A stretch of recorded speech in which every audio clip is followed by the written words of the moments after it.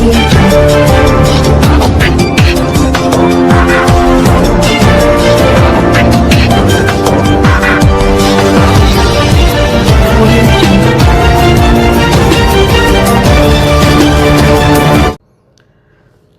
आगाराच्या वतीनं लातूरला सोडण्यात येणाऱ्या बसची दुरावस्था पाहिल्यानंतर कशाला आपण त्या बसमध्ये बसलो अशी चिंता प्रवासी वर्गाला सतावत असते।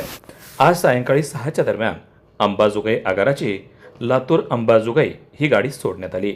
बस पूर्णतः खिळखिळी झालेली होती।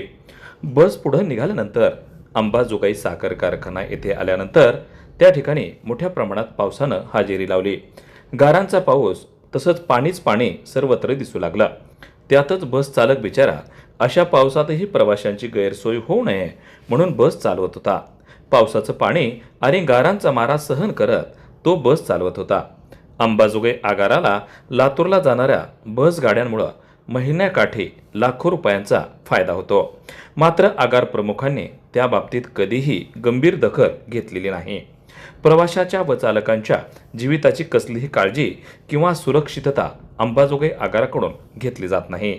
आज राज्याचे परिवहन मंत्री व राज्य सरकार हे केवळ अमक्या आगाराला एवढ्या बसेसचा ताफा दाखल म्हणून बातम्या छापून आणतात, मात्र सर्व ही आश्वासने हवेत विरतात।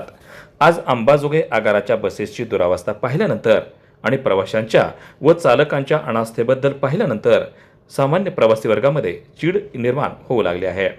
चालकाने तक्रार केली तर आगार प्रमुख त्या ठिकाणी त्यांना दंड लावतात किंवा 1 दिवसाचा पगार कापून घेतला जातो।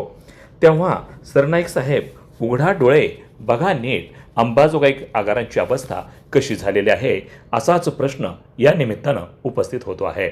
वार्ता न्यूज करिता परमेश्वर गित्ते, अंबाजोगाई, जिल्हा बीड।